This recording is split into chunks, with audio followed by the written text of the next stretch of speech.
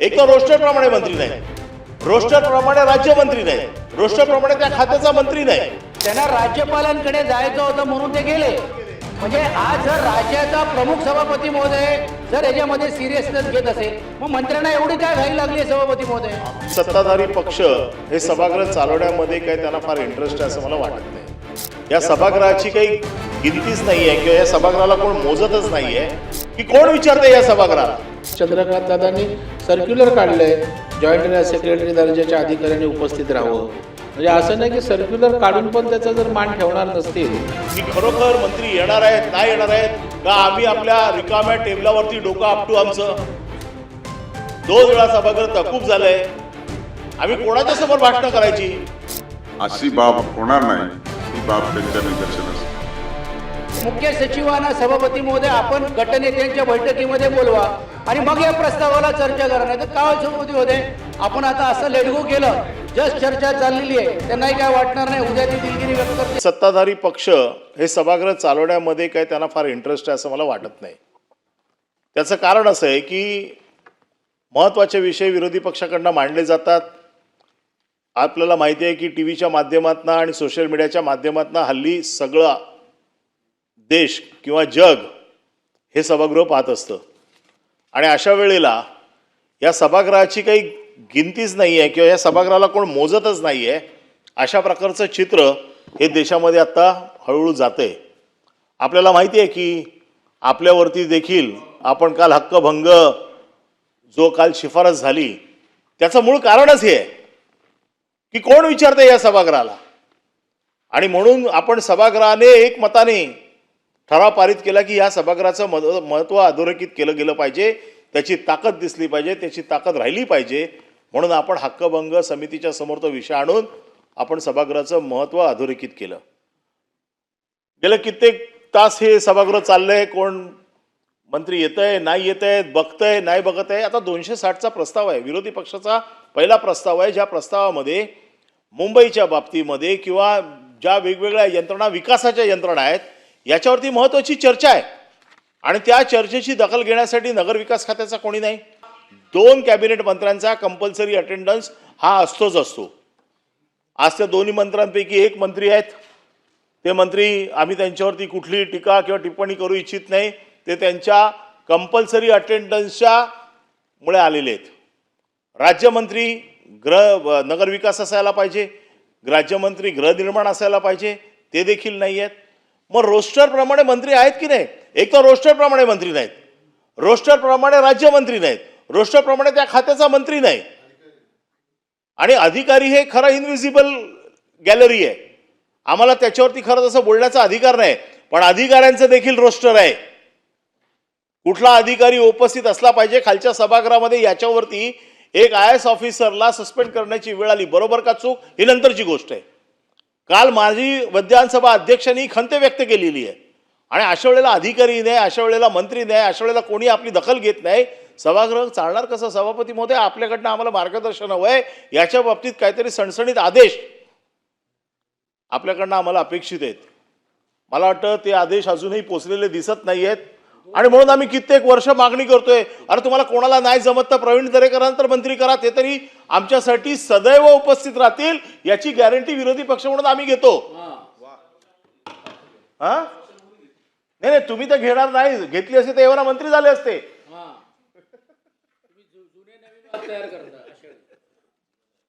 त्याला तर बिचारे कधी बसलेले असतात. सगळे प्रस्ताव असू देत, सत्ताधारीचा असू देत, विरोधकांचा असू देत, त्यांची उपस्थिती कायम असते.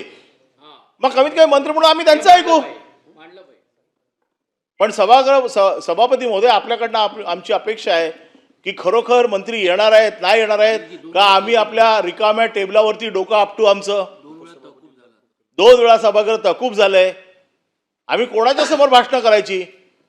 आपल्या समोर करायला आम्हाला हरकत नाही, पण आम्हाला माहिती आहे की आपण त्या परिस्थितीतनं आमच्या प्रश्नांची उत्तर देऊ शकत नाही.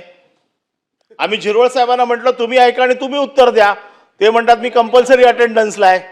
तिसरा तर माणूस सभागृहात दिसत नाही आहे कोण, ते तर म्हणाले मी तर असं सहज आलोय. विषयाशी संबंध नाही.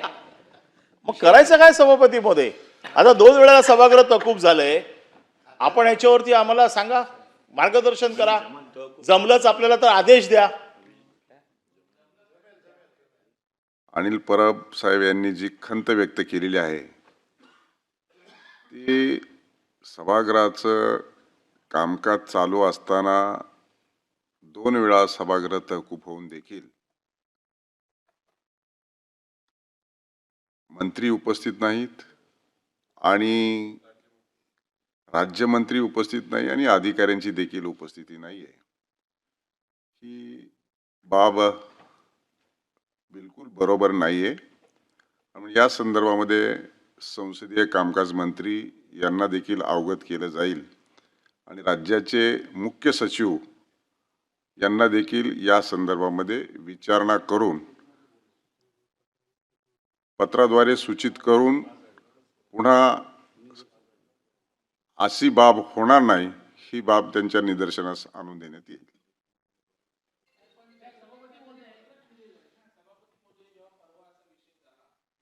संदर्भात माझ्या माहितीप्रमाणे चंद्रकांत दादांनी सर्क्युलर काढलंय, जॉईंट सेक्रेटरी दर्जाच्या अधिकाऱ्यांनी उपस्थित राहावं.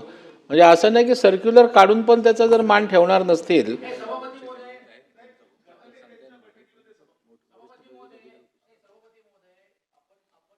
केलेली चिंता आणि खंत ही गोष्ट खरी आहे, पण सभापतीमध्ये आपल्याला कुठेतरी हे तरी दाखवावं लागेल किंवा याच्यात काहीतरी कृतीतून आपण काहीतरी करतो. आपण सभापतीमध्ये 2 वेळा तहकूब केलं तरी देखील त्यांच्यापर्यंत निरोप जात नाही. एकतर अधिवेशन चालू असताना त्यांनी इकडे थांबणं गरजेचं आहे. सभापती महोदय, आम्ही राज्यमंत्री राहिलो, हे राहिलेले आहेत, त्या संबंधित खात्याची राज्यमंत्री या प्रस्तावाला येण्याची जबाबदारी त्या सभापती होते. म्हणून माझी सभापतीमध्ये विनंती अशी आहे की असं जर होत असेल तरी देखील ते येणार नसेल तर सभागृहामध्ये तुम्ही तहकूब करून टाका सभागृह.